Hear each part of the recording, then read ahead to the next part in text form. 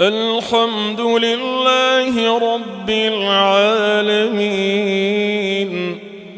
الرحمن الرحيم مالك يوم الدين إياك نعبد وإياك نستعين اهدنا الصراط المستقيم صراط الذين أنعمت عليهم غير المغضوب عليهم ولا الضالين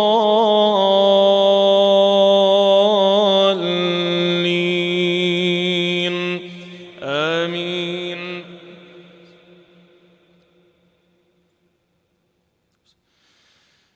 إذا زلزلت الأرض زلزالها وأخرجت الأرض أثقالها وقال الإنسان ما لها يومئذ تحدث أخبارها بأن ربك أوحى لها يومئذ يصدر الناس أشتاتا ليروا أعمالهم فمن يعمل مثقال ذرة خيرا يره ومن يعمل مثقال ذرة شرا يره.